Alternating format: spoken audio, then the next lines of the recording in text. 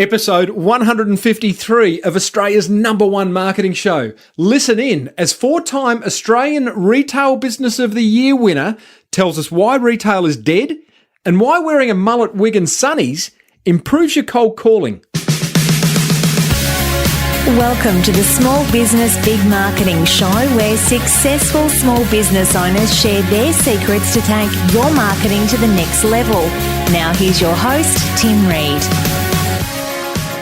G'day everyone and welcome back to another episode of Australia's #1 marketing show. I am your host, Timbo Reid, but you, so much more importantly, are a motivated small business owner ready to crank out some great marketing. And boy, oh boy, if you listen to this episode in its entirety today, that is what you are going to be able to do. We are also brought to you by the very good folk at Net Registry, who are there to get your online marketing sorted. It doesn't matter whether you just want to register a domain name, get a website hosted, maybe designed and developed, a bit of search engine optimization love, a bit of pay-per-click advertising. These guys at Net Registry are there to help you. So give them a ring. Go to smallbusinessbigmarketing.com, click on the Net Registry banner, or go to Net Registry Direct, netregistry.com.au. They are there to get your online marketing sorted, and they make this show possible. That's why we love them so much. I want to welcome also everyone from the Flying Solo community. Oh boy, today's episode. Yes, I am excited. I've just finished an interview with Brad Smith, who is the founder and owner of Braaap. And I'll explain what that is in a minute. Suffice to say that he is one of Australia's most successful young entrepreneurs. And boy, oh boy, we have got some marketing gold dripping from the Small Business Big Marketing Studio, let me tell you. I have also got a vehicle signage question that has been asked in the Small Business Big Marketing Forum. And I have also got some beautiful listener feedback and a question from a listener as well. So we've got so much to cover. Let's get stuck right in. Okay, so we've got a question in the Small Business Big Marketing Forum all about vehicle signage. Nick asks, what are the rules for vehicle signage? And he says he's learned a ton from the podcast in this forum, remarketing and SEO and branding, but he has a question about getting his car covered with his brand. Any resources or guidelines for classy yet attention-getting vehicle signage would be appreciated. I don't want to include my name and I don't want a phone number. I don't want people calling me or commenting on my driving. Not asking for someone to give me all the answers, just need an answer on an idea on where to start. So we've got some really good answers from other members within the forum. And then what I've gone and done is contacted a vehicle signage company in Melbourne. I Googled vehicle signage, see who came to the top and gave them a buzz. Got through to the head honcho, Ian, and he very kindly did a short 15-minute interview with me about what makes for great vehicle signage. You can listen to that whole interview in the Small Business Big Marketing Forum. Suffice to say that he had 5 tips. He said, number 1, keep it simple. Great marketing concept, full stop. Keep it simple, stupid. Marketing communication should be simple. Number 2, website may have better conversion than phone number. That's interesting. There's a lot of discussion in the forum as to what's the best call to action. In Ian's experience, the website has better conversion than the phone number. I certainly find myself, and another forum member, Arne, also talked about the fact that we're taking photos. I don't know about you, but grabbing the smartphone and taking a photo of a car that you see, that has a web address or a phone number that you may want to contact in the future. I only did it the other day, actually. Ian said try a QR code. I'm not sure about that. These old QR codes, I'm not sure whether people know what to do with them, but try a QR code on your vehicle signage. Keep the design consistent with all your other touch points. This is a big one, that consistency of touch points, so that when I see your branded car and I go to your website, there's the same design cues as there is on your business card and your letterhead and your ad and your uniform and all that type of stuff. So a nice consistency between vehicle signage and all your other marketing touch points. And finally, Ian says, be disciplined by not trying to say everything. And that's a great tip because, as small business owners, we do try and say everything. And, with a vehicle, you haven't got that much space and it's got to pass the 60, 80, 100 kilometre an hour test. So it's really about branding, maybe one message and a call to action. So that was a great question Nick asked in the forum. Guys, if you want to get into the Small Business Big Marketing forum, head over to smallbusinessbigmarketing.com, click on the forum button. Takes you about a minute to register. $49 a month. I'm in there every day asking and answering questions along with a whole lot of other motivated small business owners.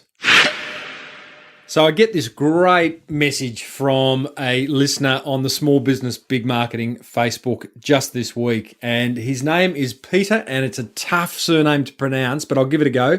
Peter Prokwika. There you go. I've done my best. He says, "Hi, Timbo. I just want to say thank you for all your great podcasts. I've learned a lot over the last months. I immigrated with my wife and little daughter 2 years ago from Europe. I'm a representative of German manufacturer of cool sliding doors called Ramplus, RAMPLUS.com, and they are very cool. I've had a look at them. Unfortunately, I have to finance everything myself, and Sydney is a very expensive place. Oh yeah. That's why I'm so grateful for all your tips and advice. I'm sure that I've saved myself lots of trouble and money." Good stuff, Pete. I hope you have too, mate. "It's been a very difficult 2 years for our small family, but I'm doing my best to make my dream happen, and I'll make my brand recognisable in Australia." Pete, you're doing a good thing already, mate. I've had a look at your marketing. The website for Ramplus is beautiful. I know that's not yours specifically. That's for the manufacturer, but it is beautiful. And you've got a Facebook fan page, which is facebook.com/Ram Plus Australia. And I would suggest if anyone's interested in fancy looking wardrobes, check it out. Pete goes on to say, "Your feedback would be highly appreciated. Every time I have a hard time, I listen to one of your podcasts and it makes me feel motivated again. Thank you one more time." And he kindly offers me up a wardrobe. That's very kind. Pete, that's a really, really nice message. Thanks so much for that. Keeps me going, those types of messages. Let me give you some tips on what you could be doing to just further build the Ram Plus brand in Australia. Get a Pinterest, mate. Pinterest is made for a product like yours. I'd have Pinterest boards by room, probably. Different rooms, different wardrobes. I think that's an absolute no-brainer. And really build that out. And it'll be a great reference point for prospects and customers to go to see your work along with your website and your Facebook. Number two, I think a before and after video series is a no-brainer. Now, we're not talking Hollywood productions here, Pete, but I do think the idea of actually taking a video of a cavity or an old wardrobe where you then go in and weave your magic and put in one of these beautiful wardrobes that Ram Plus do would make for really compelling viewing for anyone looking for a wardrobe. Funnily enough, we move house tomorrow and absolutely have a need for some very elegant wardrobes. And so a video like that of a before and after gives me a sense of how good you guys are and what my options are.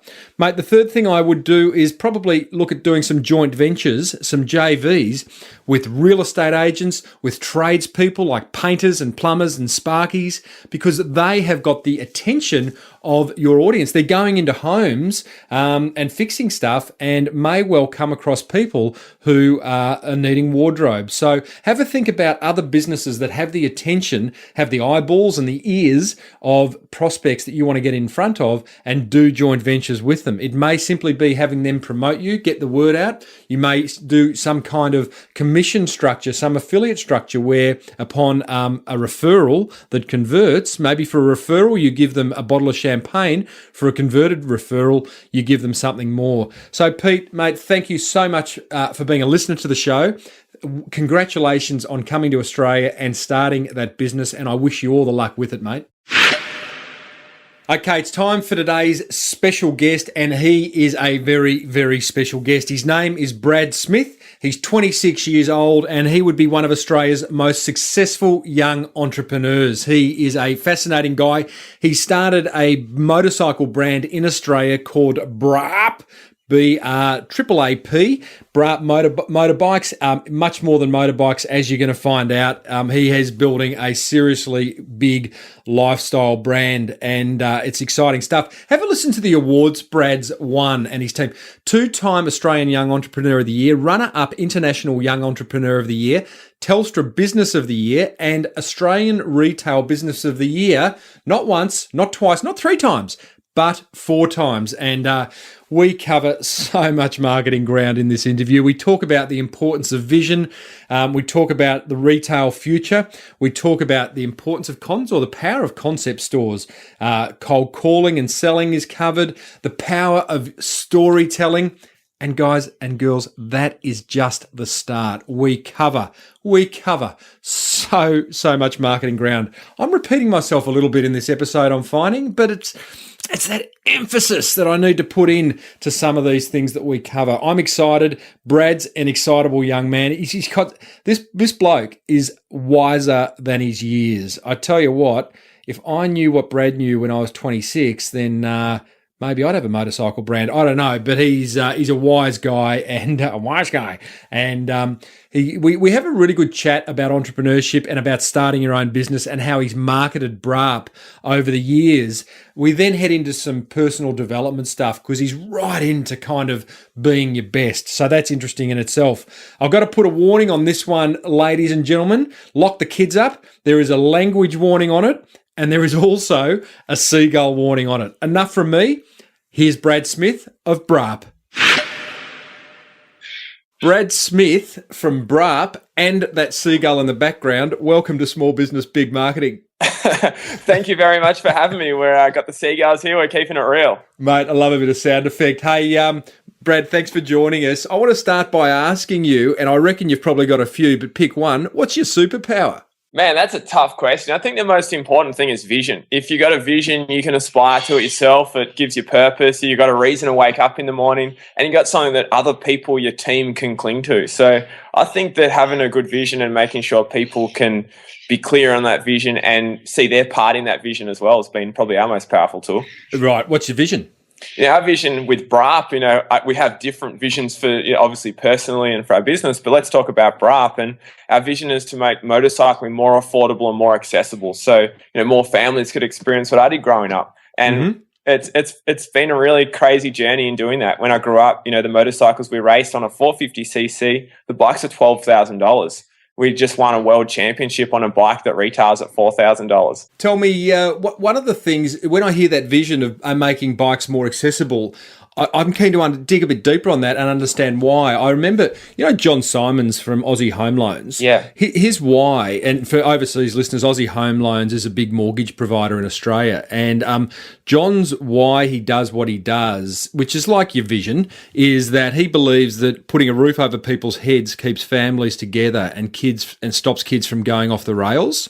So your vision of making motorcycling more accessible is, I reckon there's something deeper there. Oh, 100%. Yeah, what is it? Our whole mission is to get young people involved in activity so they get a clean adrenaline rush from action sports and clean adrenaline platforms such as motorcycling, rather than from drugs, crime, and violence. And we do that by building programs. There it is. Yeah, and we do that by building programs where, we have the family that plays together, stays together, where we put events on where dads come and ride with their sons. We do things where we go camping or race events where, just mates go riding together and have fun and, outdoors, active with their mates and friends and family. So, Brad, that is...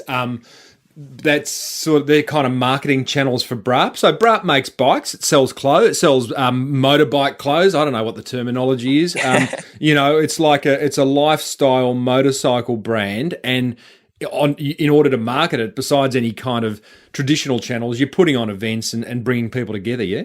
Yeah, that's one part of it for sure. And it's also what we love to do. So predominantly we're a motorcycle manufacturer. We're the only Australian motorcycle company. We design the bikes here in Australia, but we have manufacturing partners all around the world. We have Japanese engine, French frame, Canadian suspension, European exhaust, parts from Australia and Tasmania. Then we bring it all back to Australia where we do our assembly and final production.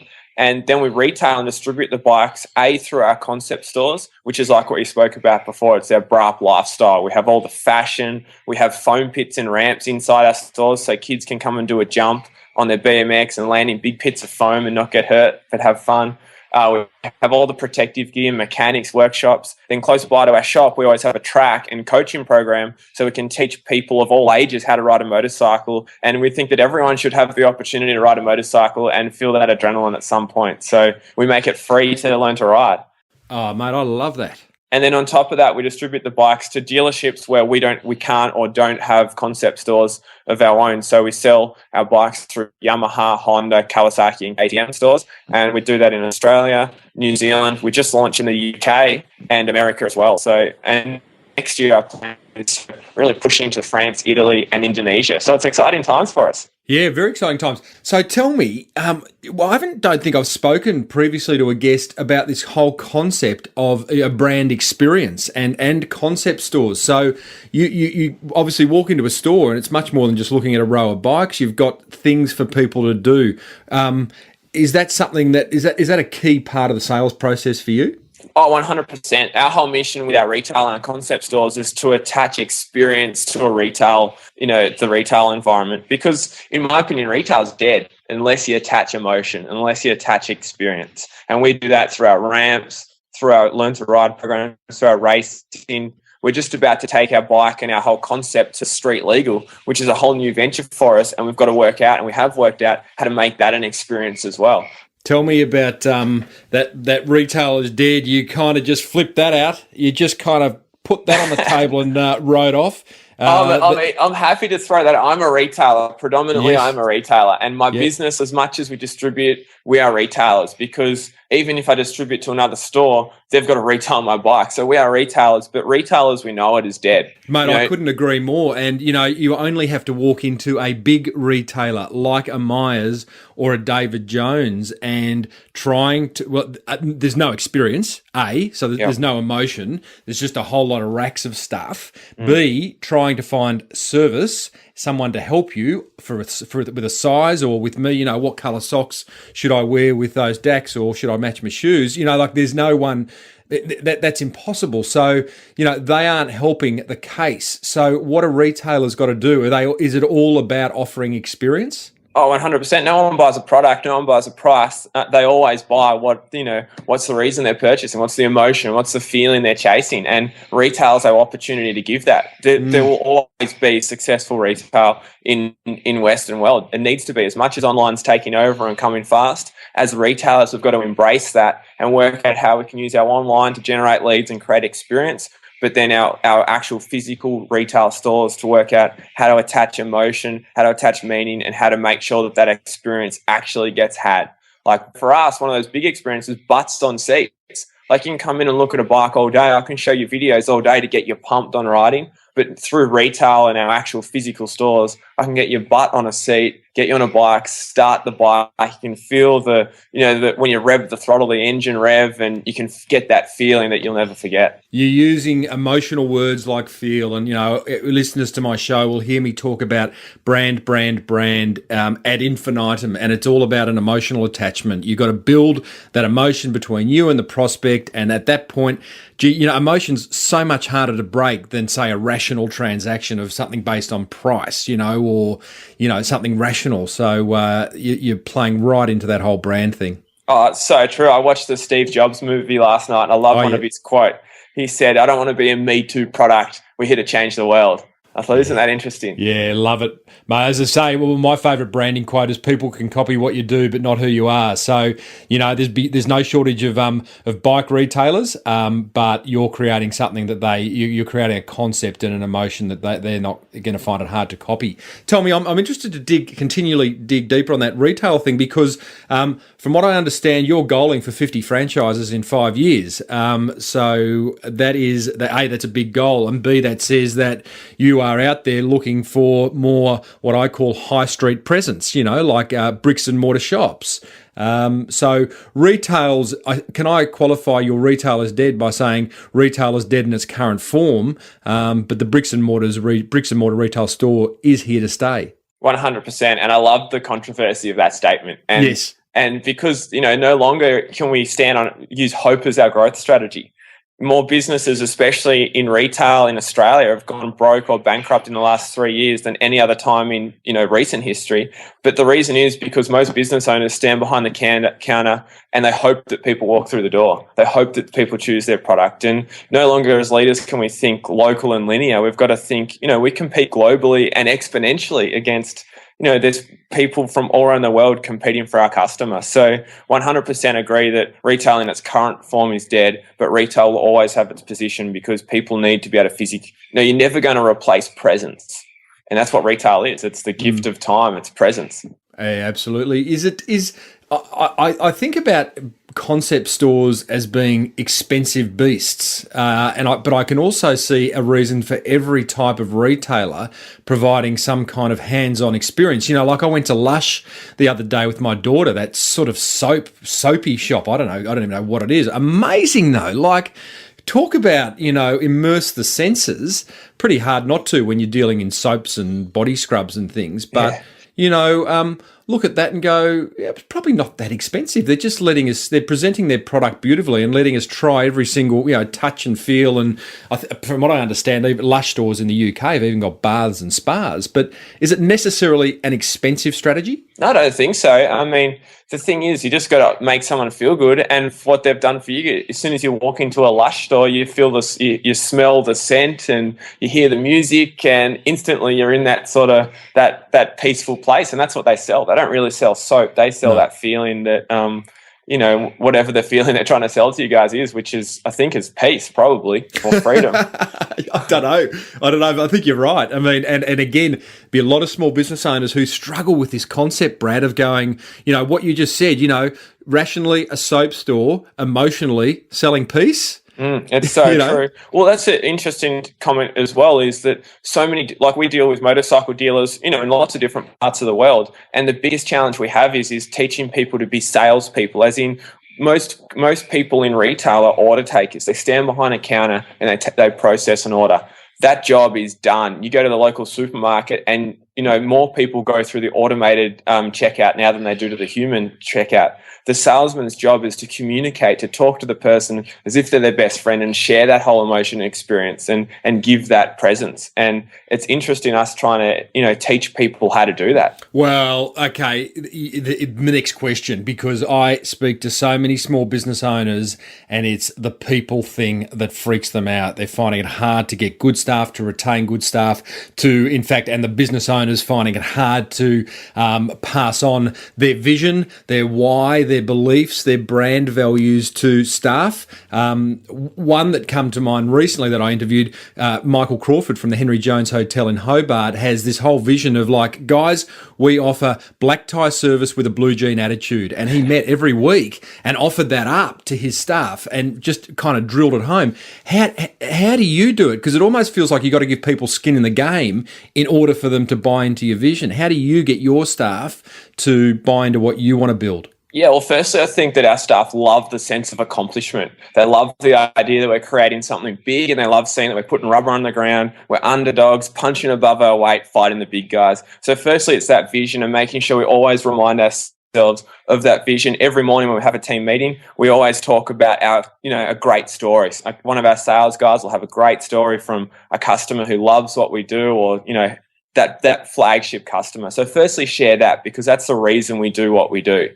The second thing is to make sure that we measure the activities that drive our business, because I think that salespeople across the world are holding back businesses, especially small business owners, by telling them the bullshit story on why they can't do what they need to do. So what we found, that we were so focused on results, as in make this many sales or create this many customers, that we lost focus, and so many businesses are the same. They lost focus on what actually drives those outcomes. So for us, the big question was, how many leads are we generating to make sure that we get those customers based on our conversion rate?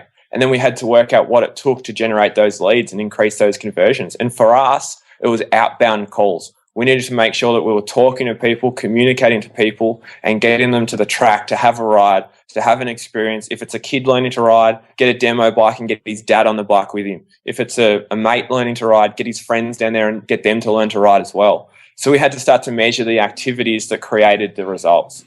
Who are you outbound calling?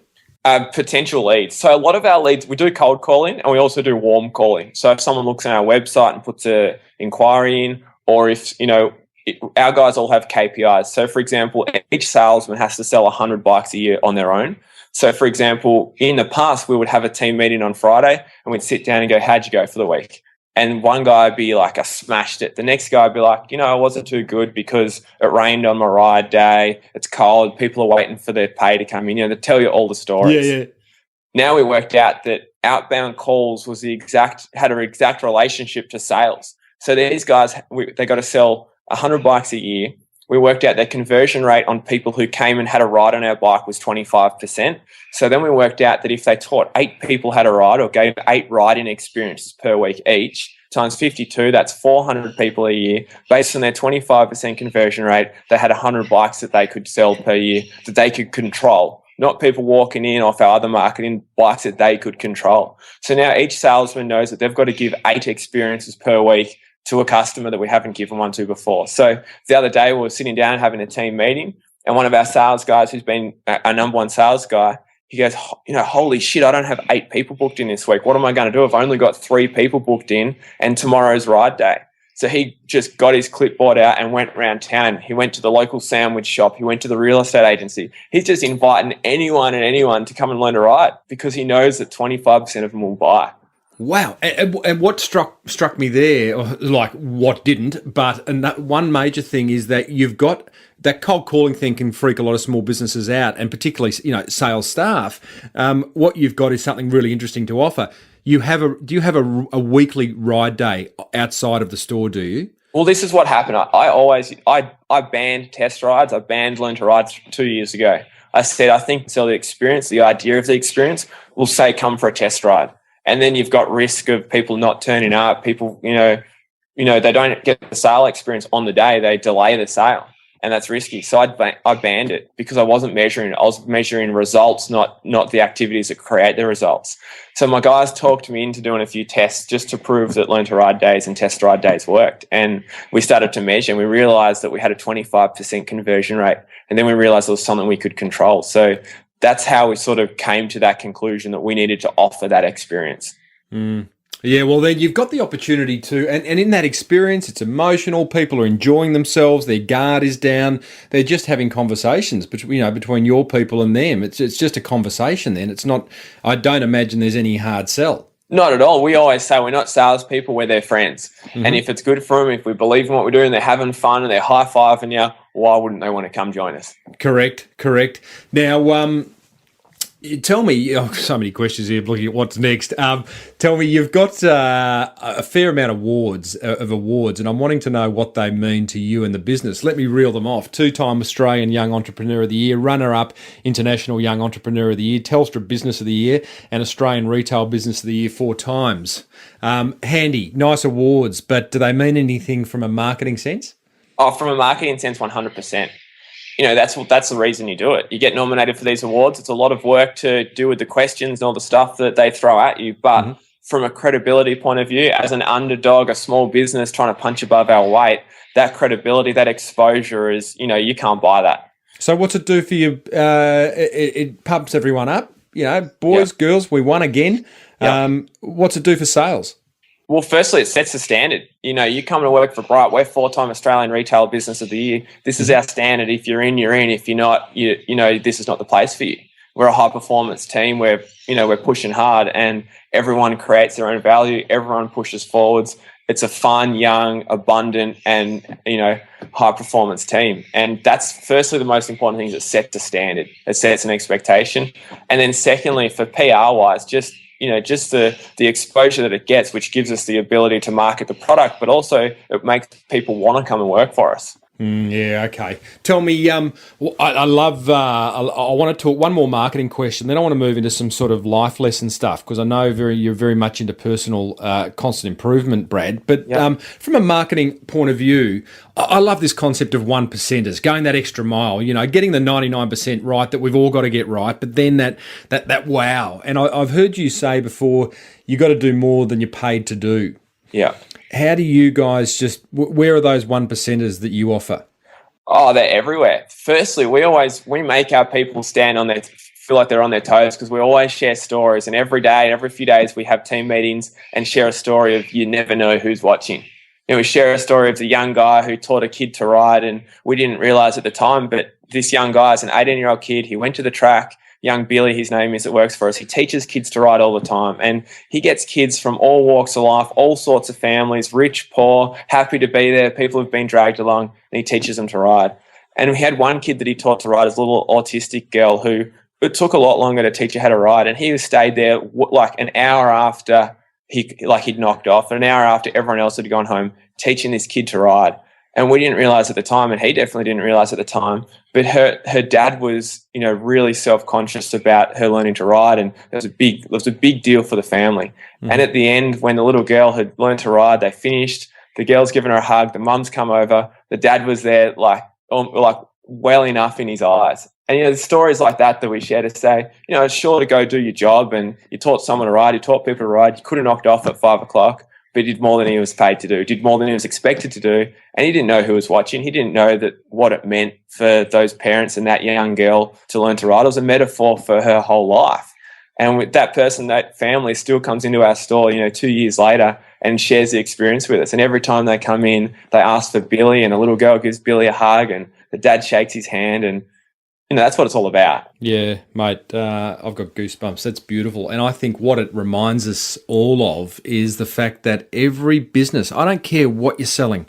I don't care if you're selling buttons or bikes. There's stories. There's stories abound in our business. And you shouldn't have to look too far for them. And I think maybe often, Brad, business owners kind of just glaze over them.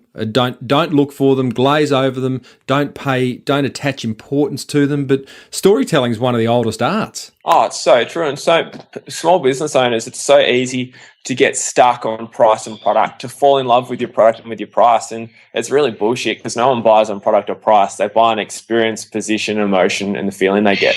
They'll never say that. Us customers will never say that. No. It's all about the product, the quality of the product, or, it's just like you don't buy an Apple computer going, oh, man, the plastic casing on that computer is amazing. Like, you just don't. I mean, it's all about what it does for you, how it makes you look, how it makes you feel. And that's emotion. Mate, I love this. I'm loving chatting to you.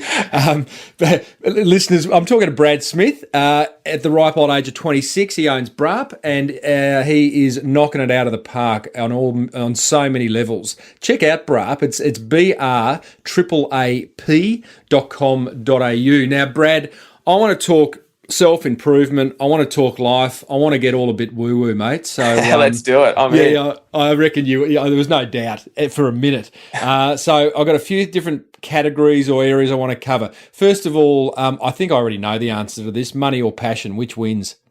Both. And that's an interesting, I have no problem talking about rich because I don't know too many poor people who've made the impact that the rich people. Look at Bill Gates. How amazing is he? He was passionate about what he did. He was brilliant at what he did. And he made a lot of money doing what he did. And now he's using his skill set, his position, and his money and his wealth to make huge difference in the world. And what are we going to remember him for? The guy who created some software system, or the guy who saved millions of lives and made an impact on millions of people, maybe billions of people across the world, what he's doing with his Gates Foundation now. Yeah. So a mix of both. Mix of both. Love it. Now, you've also been known to say your ability to live outside your comfort zone is directly proportional to your ability to grow as a person. So let's talk about fear. Leaving the comfort zone, doing the same old thing. It's very comfortable and can often pay okay as well. So how do we address, as small business owners, fear and take the big leap? I think we should backstep a step first and go into comfort. So many people get comfort and fulfillment mixed up. They cross the wires. No one's chasing comfort. You don't sit on your couch comfortable and feel fulfilled, feel inspired, feel like you contributed to the world and feel like you're making a difference. Everyone's chasing fulfillment. And the difference between comfort and fulfillment, in my idea, is vision. If you've got a vision, you've got something you're working towards and you become fulfilled by the process and the progress towards that vision. And I think the difference between fulfillment and comfort is that fulfillment is contribution, outbound, outside yourself driven, but comfort is 100% selfish, 100% self-focused. So that's the first thing I like to point out, because we've got to make sure that people realize we're not here to get comfortable. We're here to get fulfilled. We're here to make a difference and here to make impact. And the second thing is that it's so true. The biggest thing that holds most small business owners back, the biggest thing that holds most people back is their fear of rejection, their fear of fitting in. Most people would rather look good than get good. So we do a lot of thing at Braaap about making sure people are empowered by fear, because rejection is a part of growth. And we also talk about seeking rejection, because we know that with what we've got to do, and any business, any part of life, you're going to get rejected. The better you get, there's going to be more people who reject what you do. And we do a whole thing at Braaap here about seeking rejection and making sure our people are comfortable in their skin, empowered by rejection, because it's the process. So how do I give me an example of seeking rejection? Well, I'll give you an example. For example, we have to call up Yamaha, Honda, Kawasaki, KTM, Suzuki stores, and we call them up as their opposition, and we convince them to partner with us. And you can imagine the first conversation. If you're a Honda dealer and I call you up and I'm selling bikes in competition to you, generally you don't like me. And if I'm doing a good enough job, I've sold more bikes than you in the categories we compete than what they do. So generally it's a tough conversation, and there's a lot of rejection to deal with it. For example, we decided that we wanted to get the biggest dealership in the country, and we called this guy for 4 weeks. And our sales guy that was calling him, Toby, and myself was involved. For 4 weeks, we called him every second day. And we told him our story about what we wanted, our vision, how we do cash flow positive guarantee for the dealer. There's no financial risk, lifetime warranty, all the stuff to get them to partner with us. And at the end, every day, he'd say, you know what, I love what you're about, love what you're doing. I've got 500 bikes on my floor. I've got every brand under the sun here. I don't need more motorbikes. Thanks for your help, but we're not interested. And that was the conversation. And then one day we drove there. It was a 12-hour drive. We loaded up the Braaap van. We put the 7 bikes in the back, our whole range, got our banners, our posters, our parts, and we drove up there. And yeah, exactly. And we got there, and we called when we were about 5 minutes away and said, we're in town. We want to come and see you and show you who we are. And he said, look, it's been a no for the last month. It's a no today. It's going to be no in the future. It's a no. We said, no worries. We'll see you in 5 minutes. And he said, you can come to my store, but I'm not going to come out and see you. I'm too busy. I can't stop you from coming to the store, but I'm not going to come and speak to you. We said, no worries, see you in 5 minutes. Thanks heaps. So we rock up, we get there, had to wait for a car park because there's so many people at the store. And we finally get a car park, unload our Braaap van, all our colours, pull out our bikes, our parts, our banners. And it's a 50-metre walk from the car up to the showroom. And while we're walking, our hearts are racing out of our chests. We're nervous as hell because this guy said no to us, clear as day, rejected us for the last month and even 5 minutes ago. And here we are at his store. And we get up to the showroom floor, and we ask for the sales manager. And while we're waiting there for this sales manager, this well-dressed guy just beeline for us. He walks straight towards us, and he's red raw, and you can tell he's not happy. And he come up and he goes, is that you guys in my car park? We said, yeah. He goes, well, who the f*** do you think you are? And I put my hand out and said, my name's Brad Smith, and this is Toby Wilkin next to me. We said, we didn't come here to piss you off. We just came here because, and then we just went through our story. And he was red raw, and he arms crossed, looking down, shaking his head. He said, come with me, pack your stuff up. No one takes over my car park. And it's a 50-metre walk back from the showroom down to the bikes, and we're just motor mouthing, just running our stories, nervous as hell, hearts beating through our chest, getting kicked out of this car park. And by the time we got down to the bikes, there was 4 or 5 staff members hanging around, and there was half a dozen customers hanging around. So, of course, we got the Braaap stickers out, and we're handing them out, we're telling our stories, and everyone wanted to see what this commotion was about. Why are these guys getting kicked out of our car park? And after 25 minutes or 30 minutes, the owner looked up at the sales manager we'd been speaking to and said, well, do you want the bikes or not? And of course, the sales manager had just been kicked out of the car park. He's not going to say yes after all that. Yeah. So he just said nothing, just dead silence, the most awkward minute of silence you'll ever meet. And the owner said, boys, pack your stuff up. I'm taking my guys back to the office. When you're packed up, we're going to come down and we want to have a chat to you. So anyway, we didn't pack our stuff up. We kept talking to the customers and giving out stickers. And after about half an hour, the owner come back down and he goes, you guys just don't take no for an answer. We said, no, we don't. And he said, well, we've gone from kicking you out of our car park to let's do business together. And that's how we got the biggest dealer in the country. And it's all about seeking rejection because firstly, we know the value of every rejection. We know on dealerships rollout, our average conversion rate is about 10%. So we know we've worked out the value. And just for the sake of this example, let's say the average dealer purchases $100,000 worth of stock off us in their first order. We know that 10% conversion rate, it takes 9 rejections before we finally get that $100,000 order. So we make our people realize that every rejection is worth $10,000. So at the end of a rejection, we sit back and we have a laugh about, the position, how we got rejected. We talk about how we're going to, overcome the rejection. And also to make sure that our people are equipped and empowered by seeking this rejection, we make it fun. So if you get cold called by a Braaap staff member, I just about guarantee they'll have a blonde mullet wig on and they'll have aviator sunglasses on. And they'll be in the office and it's fun. It's a good culture.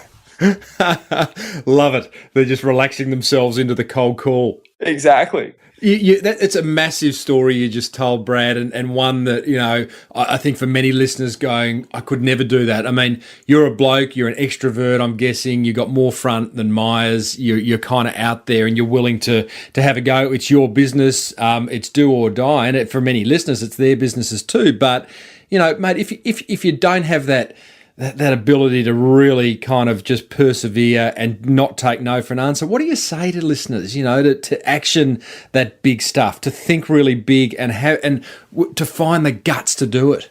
Yeah, well, firstly, I grew up as the quietest kid in school. I never spoke. I was, I was the quiet guy, and I had to learn to speak and share my story because I knew that was a part of our growth, and it scared the hell out of me to start with. All that stuff scared the hell out of me. It still does, So is it practice? Is it like, you just got to try it? I was talking to a mate the other day, and we're talking about this whole fear thing. And on the other side of fear, it's not as big as you think. Often the problem that it seems so insurmountable isn't really that big. Yeah, it's so true. I think you just got to be possessed by vision, and when you do, you don't think about that crap. If you're possessed by a vision, you don't have time to assess whether or not you're scared of this stuff. Yeah. I can't explain how scared we were once we'd got in the van and we're driving 12 hours to go visit this guy who said no to us. You question yourself, why the hell? It's 24-hour turnaround just on the road, let alone going there. And you got your two most important leaders of your business going to do it. We were scared as hell. I think that vision possesses you with the ability to do that kind of stuff because it doesn't get any easier. But, a story that I share to our guys, and we're talking about just the other day, is that no one's immune to fear, but everyone's got the ability to attach empowering or disempowering meaning to fear. And an example I was sharing with the guys the other day, one of my favorite riders in Supercross. Now, anyone on the podcast who doesn't know Supercross, you need to Google it, YouTube it. It's awesome. It's the sport where we race dirt bikes inside stadiums and they do 75-foot jumps. Awesome sport. Anyway, my favorite rider is Kevin Windham this year and in America. And Kevin retired at the end of the season. And in his departing speech and interview, the journalist said, "How do you know that it's time to hang up the boots? How do you know it's time to retire?" And Kevin said, "Well, as I walk towards the start line, I can feel my hands sweat through my gloves. I can feel my heart beat out of my chest. As I sit on my bike and look at the track and visualize the race, I just get weak with nerves. I shake with nerves." He goes, "That's how you know you're ready to retire. That's how you know that it's time to hang up the boots." Mm-hmm. The greatest rider of all time, his name is Ricky Carmichael. They call him the GOAT, GOAT, greatest of all time. Now, Ricky was in his prime in Supercross, maybe 6 years ago. And I got an interview where an interviewer said to him, "Ricky, how do you know that you're ready to win?"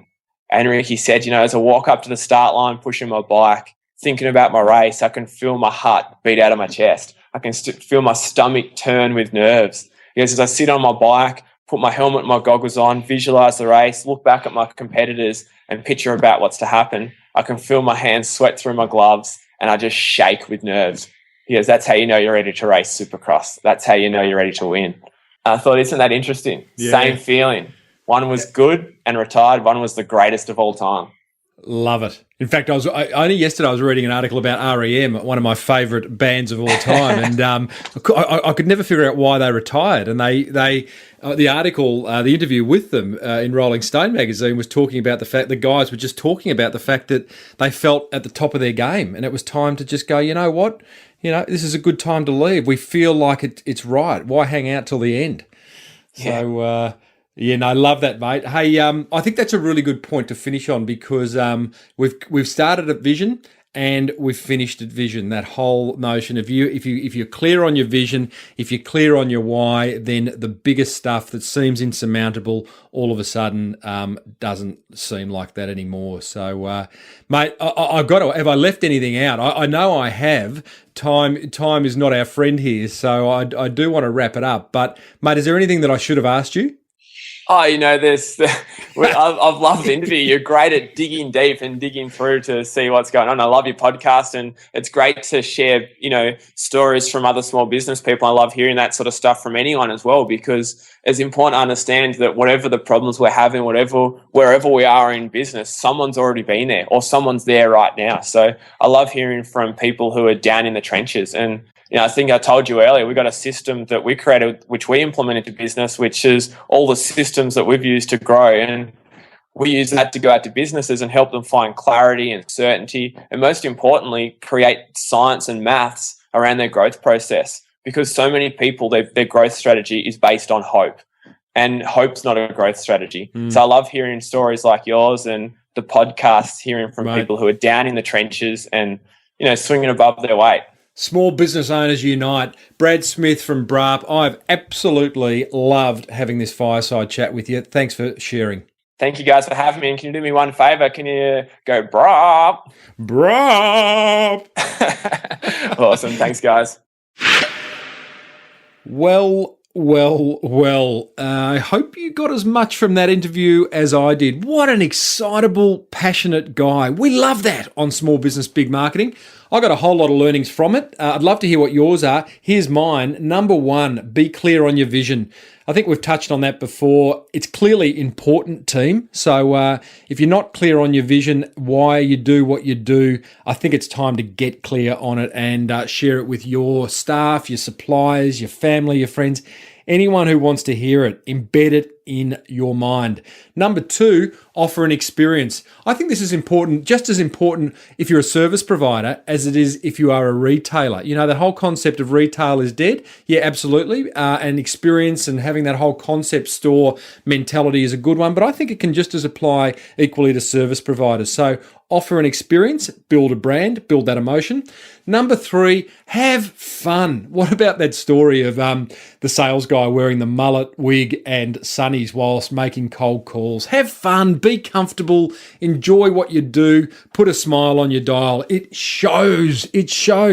Someone asked me the other day, why do I always sound so happy and motivated on the Small Business Big Marketing Show? And it's kind of because I love turning that microphone on and going yappity yap yap. It's it's my way of giving back, and I absolutely love it. And when you're in that zone, everything seems just that little bit brighter. So if you have got some learnings you want to share, I'd love you to head over to smallbusinessbigmarketing.com and leave a comment in the show notes section of this episode 153. Hey, next week we have got Tom Potter of Eagle Boys Pizzas. He took on Pizza Hut and won, and he's got some great stories to tell about how he started Eagle Boys and where it's at today. He's another motivated guy. He ain't 26. He's more like 52, but he's got some great stories to tell as well. Brings us to the end. Net Registry, we are here because of them. Head over to netregistry.com.au if you need any part of your online marketing sorted. I appreciate you listening to my show so much, so thank you. Until next time, may your marketing be the best marketing. You've been listening to the Small Business Big Marketing Show with Tim Reid. Want more marketing goodness? Then visit smallbusinessbigmarketing.com.